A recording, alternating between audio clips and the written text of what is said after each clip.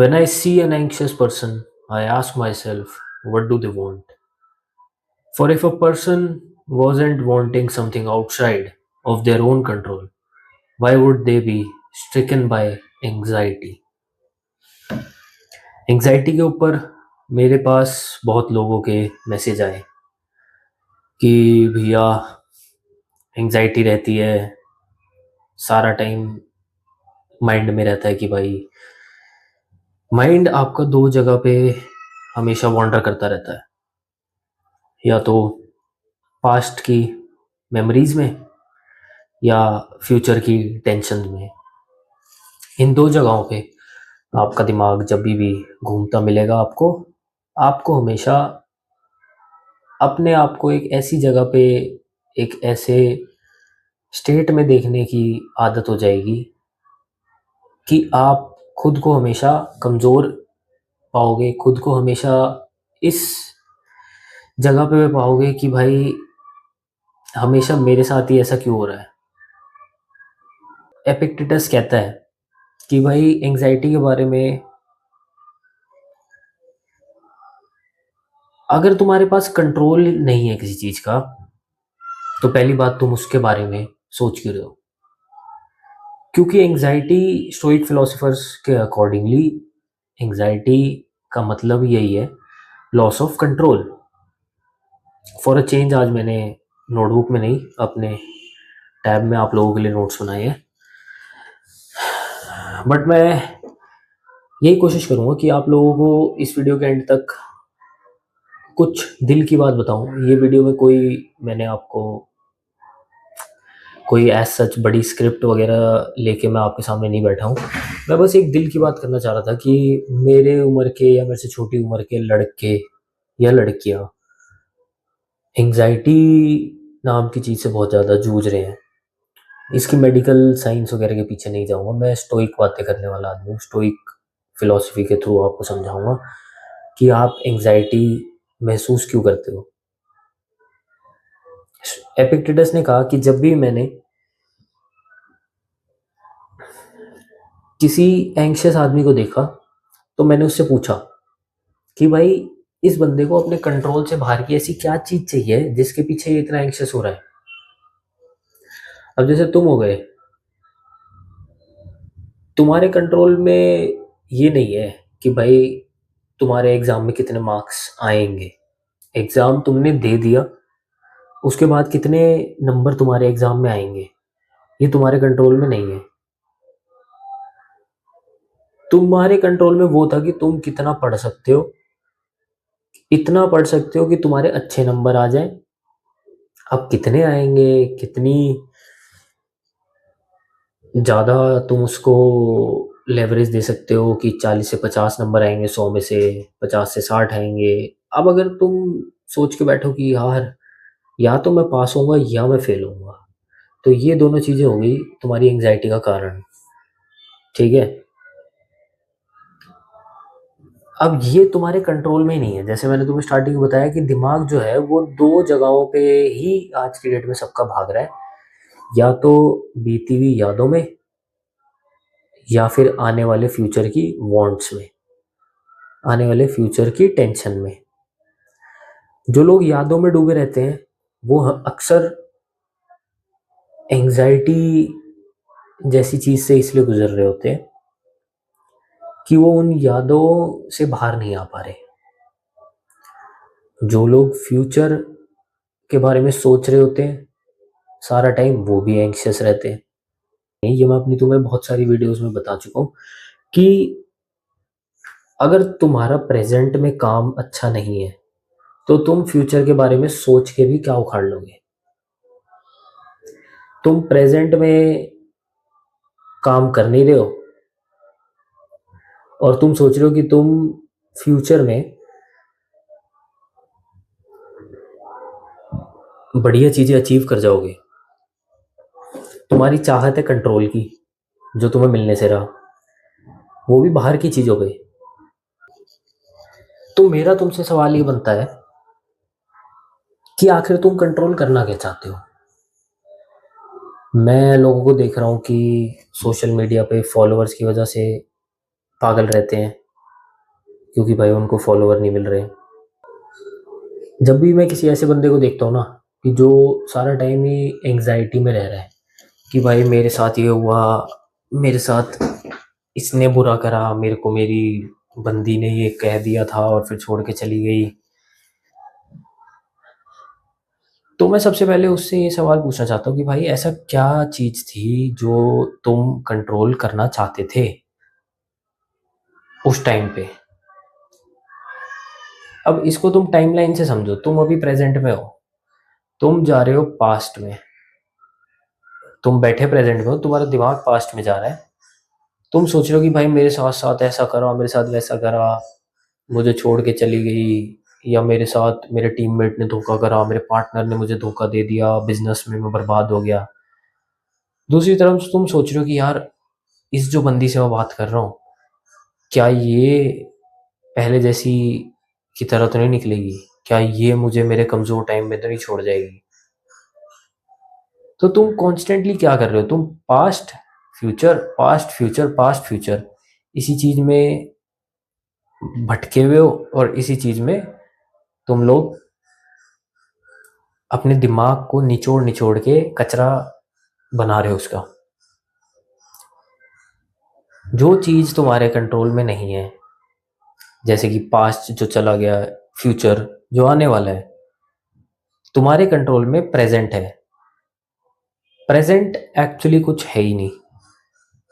Present का concept देखो तो जो मैं तुमसे बात कर रहा हूँ ये तुम तक पहुंच चुकी है और ये बात बीत चुकी है, तो तुम ऑलरेडी फ्यूचर में जा चुके हो, कुछ चीज़ें प्रेजेंट में जा चुकी है।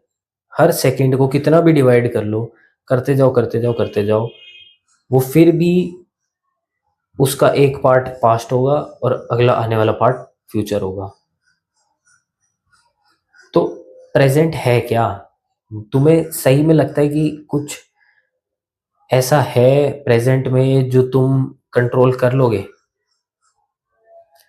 जब तुम अपने अंदर की इमोशंस को कंट्रोल नहीं कर पा रहे, अंदर की सोच को कंट्रोल नहीं कर पा रहे, तुम्हें टीचर ने कुछ बोल दिया, तुम्हें तुम्हारे बॉयफ्रेंड ने गर्लफ्रेंड ने कुछ बोल दिया, तुम्हारे तुम्हारे बॉस ने कुछ बोल दिया, तुम्हारी लड़ाई हो गई, तुम अभी तक उसी चीज में अटके हुए हो। हालांकि उससे बाहर निकलना आसान नहीं होता। Everybody has their own ways of dealing with past traumas या फिर पास्ट एक्सपीरियंसेस। कुछ लोगों को टाइम लगता है, कुछ लोगों को नहीं लगता।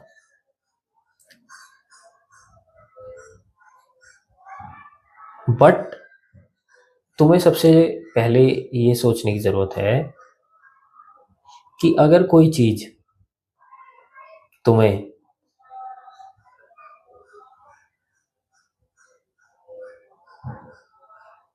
तुम्हारा फ्यूचर बेटर करने के लिए हेल्प नहीं कर रही, और तुम्हारा पास्ट चेंज तो ऑब्वियसली कोई चीज कर नहीं सकती, तो तुम उस चीज के बारे में प्रेजेंट क्यों खराब कर रहे हो अपना? मुझे माफ करना कि मैं बहुत ज्यादा पॉजेज और धीरे धीरे बोल रहा हूँ, अगर तुम्हें जल्दी जल्दी सुनना है, क्योंकि मैंने तुम्हें हमेशा सिखाया है कि ईयरफोन लगाओ और अपना काम करो और मेरी वीडियो सुनते जाओ, मैं तुम्हें कोई ना कोई काम की बात बताऊंगा ही बताऊंगा। अब मैं अपनी एडवोकेसी की लाइन में भी यही देखता हूँ, लोग बाग पास्ट के झगड़ों पे फ्यूचर के रिजल्ट के लिए अपना प्रेजेंट खराब करते हैं। अब ये सोचना कि चार लोग क्या कहेंगे अगर तुम्हारे फ्यूचर में वो चीज वर्कआउट नहीं करी, तुम इस चीज को लेके एंग्शियस हो रहे हो, तुम अपने एग्जाम के रिजल्ट को लेके एंग्शियस हो रहे हो, तुम अपने इंस्टाग्राम के फॉलोअर्स को लेके एंग्शियस हो रहे हो, तुम पीपल प्लीजर बनने के लिए एंग्शियस हो रहे हो कि भाई मैं जिस ग्रुप में हूँ क्या वो मुझे एक्सेप्ट कर पाएंगे, क्या वो मेरे को भी अपने कूलनेस में शामिल करेंगे या नहीं करेंगे। जबकि तुम्हें करना क्या चाहिए था, तुम्हें अपनी आइडेंटिटी पे काम करना चाहिए था। To be honest, most of the लोग जो मैंने एंग्जाइटी वगैरह वाली बातें करते हुए देखे हैं, they are not really well built. वो मस्कुलर नहीं होते, हाई फैट होता है, गंदी खाने की हैबिट्स होती हैं, स्मोक कर रहे होते हैं, वेप कर रहे होते हैं पुसीज की तरह, ड्रिंक कर रहे होते हैं, चीप डोपामिन चाहिए होता है उनको, पॉर्न के एडिक्ट होते हैं, क्लबिंग्स वगैरह के एडिक्ट होते हैं। कोई उनमें ऐसा हाई आउटपुट, हाई स्टैंडर्ड शौक नहीं होते, किताबें नहीं पढ़नी होती उनको, उनको लोगों से बातें नहीं करनी, उनको वीडियोस वैसी देखनी है 5 5 10 10 सेकंड की, उनके पास अटेंशन टाइम इतना कम है कि वो कोई वीडियो देख पाए। तो वैसे में तुम खुद सोचो कि अगर तुम उन लोगों में से एक हो, तो वैसे तो तुम्हारी सारी ज़िंदगी निकल जाएगी एंग्जायटी में, तुम कुछ नहीं कर पाओगे, ठीक है? तुम बस खुद को दिलासे दे पाओगे कि हाँ भाई, मैं इसके बारे में सोच रहा हूँ, मैं विक्टिम प्ले कर लूँ अपने दोस्तों के आगे, तो शायद से मुझे बेहतर महसूस होए, या मैं जाऊँ थेरेपिस्ट के पास चले जाऊँ, जो तुम्हें बिल्कुल ही बेवकूफ़ बनाएगा। उसने क्या करना है? उसने तुम्हारी बातें सुननी है। और मैं तुम्हें अपनी लास्ट, जब से चैनल स्टार्ट हुआ है, तब से तुम्हें बता रहा हूँ कि किसी को तुम्हारी बातें सुन के कोई घंटा फ़र्क नहीं पड़ता। तुम्हें तुम्हारी बातें खुद को सुनानी है, तो किताब लो, कॉपी लो, पेन लो और लिखना स्टार्ट करो। लिखने से बड़े फिलोसोफर्स ने, जिन्होंने हमें इतने बड़े बड़े मार्गदर्शन दिए, उन्होंने लिख लिख के हमें बताया कि लिखने से तुम्हारा मन कितना हल्का होता है। You will not always have someone to talk to. तुम्हारे पास हमेशा कोई ना कोई बात करने के लिए नहीं होगा। तो तुम्हें ये बात बहुत अच्छे से समझने की ज़रूरत है, जो कि आदमी हैं, जो लड़के हैं, 15 18 20 22 25 30 35 40, कितने भी साल के तुम हो सकते हो। आदमी अपनी सारे जीवन अपनी कुछ ना कुछ चीज़ों का बोझ अपने दिमाग में लेके ही घूमेगा। ये सच्चाई है बहुत बड़ी। कुछ लोग हो सकते हैं जो डिनायल में जी रहे हो, लेकिन अगर तुम एक ऐसे आदमी हो कि भाई जिसको सक्सेस से मतलब है, जिसको अपने आप को आगे बढ़ाने से मतलब है, जिसको दुनिया में अपने लिए कुछ करना है, अपना नाम करना है, अपने घर वालों के लिए, अपने परिवार वालों के लिए, तो तुम बिना गम के, बिना स्ट्रेस के, बिना एंजाइटी के जी ही नहीं सकते। तुम्हारे पास टाइम टू टाइम हो सकता है कोई बात करने के लिए ना हो, तब तुम्हें क्या करना है? तुमने कागज उठाना है, पेन उठाना है और लिखना है तुम्हारे दिमाग में क्या चल रहा है, लिखो। और ऐसे लिखो कि इसको कोई नहीं पढ़ेगा तुम्हारे अलावा। ऐसे लिखो जैसे तुम किसी से बात कर रहे हो।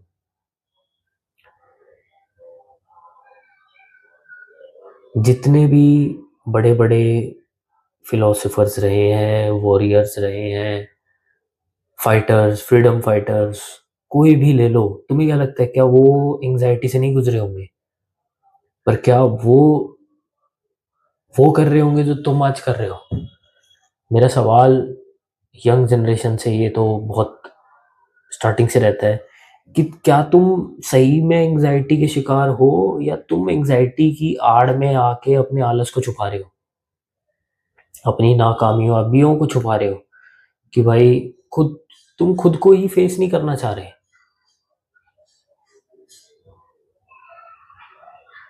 तुम खुद बिस्तर से नहीं उठना चाह रहे, तुम खुद वो चिप्स का बैग नहीं छोड़ना चाह रहे, तुम खुद वो सिगरेट की डब्बी नहीं फेंकना चाह रहे, तुम खुद वो वेप नहीं छोड़ना चाह रहे, जिसने तुम्हें एक sissy, low testosterone, unhygienic, unhealthy beta male बना के साइड में फेंका हुआ है। तुम्हें क्या लग रहा है कि जो लोग वॉर पे जाते थे, जो लोग नेचुरल डिजास्टर में फंस जाते थे, जो लोग शिकार करते थे, जो लोगों ने पीक न्यूक्लियर वॉर्स देखे हैं, या जो लोग सत्ता में हैं, जो लोग ये वॉर्स हैंडल कर रहे हैं, तुम्हें क्या लग रहा है ये एंग्जाइटी के शिकार नहीं होते होंगे? ये एंग्शियस नहीं होते होंगे? सब होते होंगे। पर ये फिर भी एक्शन लेते हैं। ये अपने पास्ट की यादों में या फ्यूचर की टेंशन में नहीं पड़े रहते।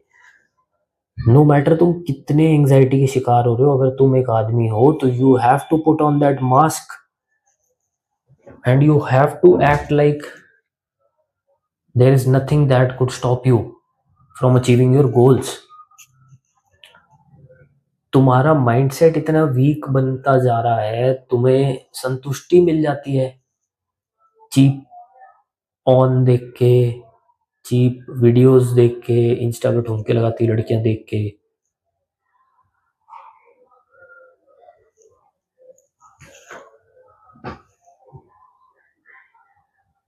लेकिन जो ये सारे लोग थे ना, जिन्होंने लड़ाइयाँ करी हैं, जो वॉर्स पे गए हैं, जिन्होंने टफ टाइम देखे हैं, इनका फोकस अपनी एंजाइटी पे नहीं था। इनका फोकस उस पे नहीं था कि मैं जाके मेडिकेशन लूँ, मेडिकल पिल्स लूँ, थेरेपिस्ट को बताऊँ, जाके उसके आगे रोऊँ, क्योंकि man can cry, man should cry, and what ever that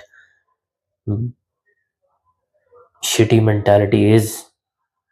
Men can only cry alone in a room when no one is watching them. तुम किसी के सामने रोगे एक आदमी होके तो तुम्हारे आंसू का मजाक उड़ेगा, इसके अलावा कुछ नहीं होगा। ये मैं तुम्हें प्रैक्टिकल रियलिटी बता रहा हूँ। एज एन एडवोकेट मैं दुनिया की वो सच्चाइयाँ देख चुका हूँ जो शायद तुम कभी सोच भी नहीं सकते होगे। तो जब मैं तुम्हें बता रहा हूँ कि रो, जी भर के रो, पर कोई देख ना रहा हो तब रो, रो लेकिन अपने आंसुओं को बाहर मत आने देना। एंग्जाइटी में हो, मरो एंग्जाइटी में, क्योंकि तुम वहां पे हो तो तुम अपनी वजह से हो। जब तुम्हें लोग समझाने वाले आते हैं, बैठते हैं, तब तुम सुनते नहीं हो। फिर जब एंडलेस स्क्रोलिंग के बाद मैस्टरबेशन करके रियलाइज करते हो कि भाई ये तो क्या कर दिया, कल से नहीं करूंगा, और फिर कल वही करते हो, तो ये चीज होती है। क्योंकि मेरा इन वीडियोस के थ्रू एक ही गोल रहता है कि अगर तुम एक आदमी हो then you must be invincible. तुम्हें कोई चीज इफेक्ट नहीं करनी चाहिए। अगर कोई लड़की वीडियो देख रही है तो आई एम सॉरी कि ये बहुत ज़्यादा हाईली रिलेटेबल नहीं होगी तुम्हारे लिए, और ना ही मैं इसको तुम्हारे से रिलेट करना चाहूँगा। बट बहुत सी लड़कियां होती हैं जो सही में इन चीज़ों से जूझ रही होती हैं, तो उनके लिए भी मेरी यही सलाह है, यू शुड बी इनविंसिबल। तुम एक एनपीसी की तरह कैसे जी सकते हो अपने जीवन को, जब तुम्हें पता है कि तुम्हारे पैदा होने की और इस धरती पे आने की पॉसिबिलिटीज कितनी कम थी। इतने गैलेक्सी में स्टार्स नहीं है जितनी पॉसिबिलिटीज ऑफ सिनेरियो तुम्हारे ना आने की थी। लेकिन फिर भी तुम पैदा हुए, तुम्हें बड़ा करा, तुम इस लायक हुए कि तुम एक फोन लैपटॉप या किसी भी चीज़ पे मेरी वीडियो देख रहे हो। और अगर तुम यहाँ तक देख चुके हो, यहाँ तक पहुँच चुके हो, तो तुम्हें रियलाइज हो जाना चाहिए कि भाई तुम्हारे दुश्मन तुम खुद हो। तुम्हारी कोई प्रॉब्लम है तुम कमेंट करो, मैं तुम्हें बताऊंगा क्या करना है। लेकिन एक ऐसे पॉइंट पे आके तुम एनपीसी की तरह जिंदा रह के क्या उखाड़ोगे? जब तुम्हारी खुद की लाइफ लाइन पे लगेगी, जब तुम्हारा घर बिकने वाला होगा, तुम्हारी माँ के गहने बिक जाएंगे, तुम्हारा बाप बीमार होगा, तुम्हारे पास नौकरी नहीं होगी, क्या तब भी तुम एंग्जाइटी में बैठे रहोगे? ये बोलोगे कि भाई मुझे एंग्जाइटी है, मैं बैठा हूँ, मेरे से हिला नहीं जाता, मैं अपने पंखे को देखता हूँ सारा सारा दिन, मैं रोता हूँ क्योंकि मैन कैन क्राई। क्या तुम ऐसी मेंटेलिटी के शिकार बनना चाहोगे? क्या ये गोल तुमने अपने लिए मैनिफेस्ट करे थे? नहीं ना। तो क्यों नहीं उठ रहे, क्यों नहीं कर रहे काम, क्यों नहीं लिख रहे चीजें, क्यों नहीं कुछ ग्रेटनेस की तरफ बढ़ रहे हो, क्यों कुछ अचीव करने की इच्छा नहीं है? Volume over intensity. हर रोज बहुत सारी चीजें करने से कुछ नहीं होगा, रोज थोड़ा थोड़ा करने से बहुत कुछ होगा। क्योंकि सक्सेस जो होती है ना, उसको किसी की कंसेंट की जरूरत नहीं होगी अगर तुम्हारा हार्डवर्क इतना तगड़ा होगा। Being successful is like masturbating all day. वो जो तुम्हें क्लाइमैक्स और वो गुडनेस फील होती है ना, अचीवमेंट और सक्सेस के टाइम भी सेम चीज होती है दिमाग में। और वो स्टे करती है, वो सारा टाइम रहती है, उसके कोई विड्रॉल्स नहीं होते, उसके कोई रिग्रेट नहीं होते। क्योंकि एज अ मर्द, एज अ आदमी, तुम एंजाइटी में जीने के लिए नहीं बने हो। तुम्हें क्रिएट करना है, तुम्हें इवॉल्व होना है एक ऐसे पर्सन में जिसको वो चीजें इफेक्ट नहीं करती जो उसके कंट्रोल में नहीं है।